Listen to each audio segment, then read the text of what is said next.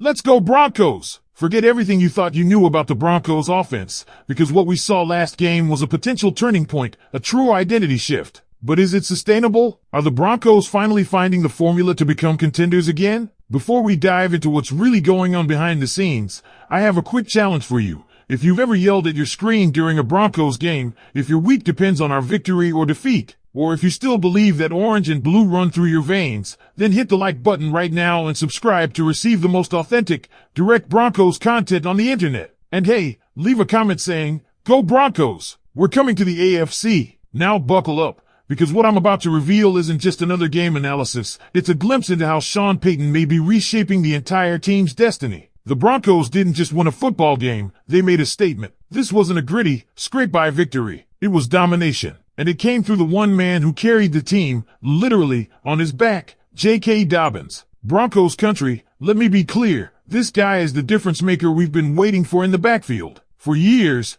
Denver's run game has been mediocre at best, frustrating at worst. But now we've got a real ground threat. There's no sugarcoating it. Denver absolutely ran through the Cincinnati Bengals. And yeah, I've heard the murmurs, but Moose, it was the Bengals, and they didn't even have Joe Burrow. And to that I say, so what? Good teams destroy bad teams. That's what contenders do. Tom Brady and the Patriots used to stomp the Jets every year and nobody batted an eye. Why should the Broncos get shade for doing what they were supposed to do? The final stats don't lie. Nearly triple the yardage. 29 first downs to Cincinnati's 9. Complete domination in time of possession. Third down efficiency? Far superior. Penalties? Even with issues, still better than the Bengals. This wasn't a lucky win. It was a clinic in physical football. And at the center of it, J.K. Dobbins. He's the first Bronco in 38 games to rush for over 100 yards. Let that sink in. 38 games without a 100-yard rusher. That's not just a stat. That's an indictment of the run game over the past few seasons. But Dobbins came in and flipped that narrative in just one night. His field vision was surgical. His ability to read defenders and adjust on the fly, phenomenal. He didn't just follow the blocking scheme. He created opportunities, slipping through seams, showing patience that mirrored a young Le'Veon Bell,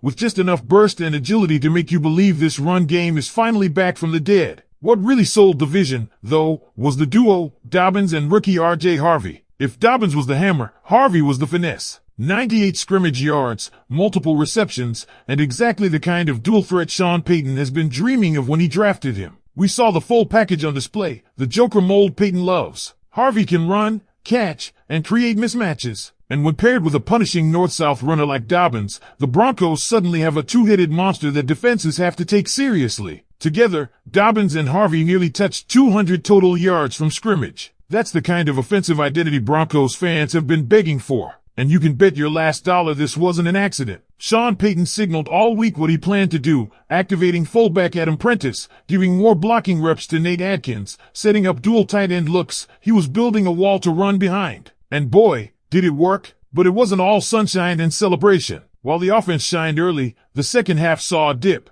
And it wasn't hard to pinpoint where the gears got jammed. Enter Luke Wattenberg. 5 penalties. That's not just a bad game. That's a liability. There's no advanced stat or PFF grade that can save that performance. It derailed drives, killed momentum, and nearly opened the door for a Bengals comeback. I'll admit it, I was wrong about him. I thought his struggles were part of a larger O-line issue, but this week, it was all him. And if it continues, Denver will have no choice but to look for a new center next draft. Then there's the case of Troy Franklin. Now look, I still believe this kid is the future. He's got the route running, the speed, the confidence. But you've got to catch the football. 2 drops, 2 very catchable balls from Bo Nix that could have added another 45-plus yards to his QB's total. That's unacceptable at this level. Still, even with those drops, Franklin's production is on pace to crush his rookie numbers. But he's got to clean it up. And finally, we need to talk about Evan Engram. Honestly, it's baffling. His lack of production is starting to become a real issue.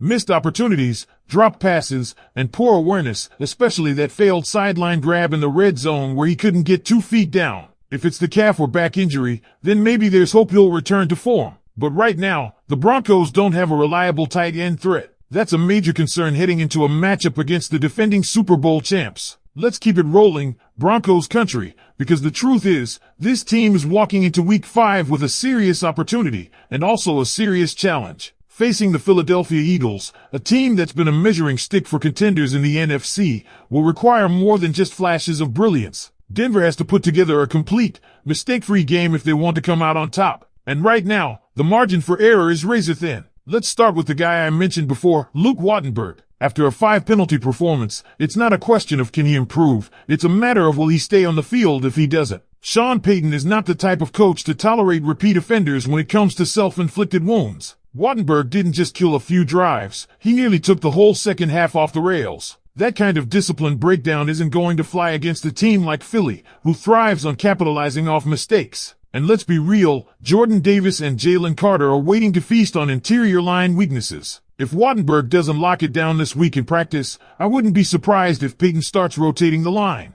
It's that serious. Then there's the chemistry between Bo Nix and Troy Franklin, which has been promising but not yet polished. The two former Oregon Ducks are clearly comfortable with each other, but comfort isn't the same as consistency. Franklin's drops left over 45 yards and potential scoring opportunities on the table. If Denver had been playing a more competent team than Cincinnati, those missed chances could have come back to haunt them. And in Philly, they absolutely will. The Eagles' secondary might not be as elite as in years past, but their opportunistic defense is built to punish those mistakes. Franklin doesn't have to be perfect, but he does have to be sharp. One or two clean deep balls could shift the entire momentum of this game, and Bo Nix is giving him the chances. Now Franklin just has to cash them in. Bo Nix himself, by the way, quietly put together a really solid performance. Over 320 passing yards, 2 touchdowns, and the 1 interception that wasn't entirely on him. He played with poise, escaped pressure, made smart decisions on bootlegs, and distributed the ball to a variety of targets. That's a promising sign for a rookie quarterback facing a monstrous Eagles front seven in Week 5. But it also means the supporting cast has to tighten up. The margin for error against Philly shrinks, and it's going to come down to execution. And here's where we have to circle back to Evan Engram.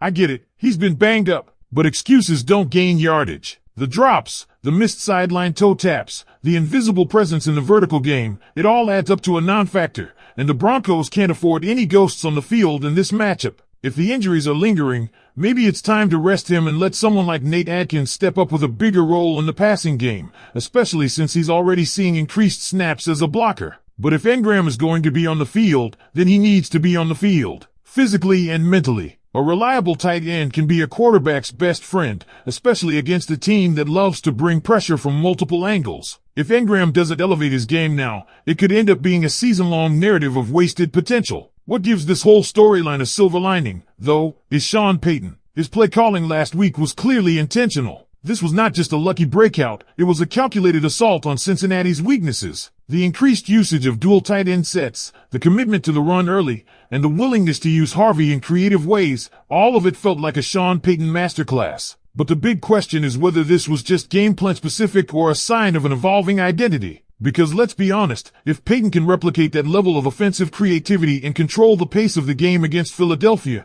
it changes everything. A strong run game travels. It wears down elite pass rushes. It keeps high-powered offenses like the Eagles off the field. That's why Dobbins and Harvey are so critical, not just for fantasy stats or box scores, but for strategic control. And don't think I forgot about the defense. Even though today's deep dive focused on the offensive side, the Broncos defense held Cincinnati to just 9 first downs. That's a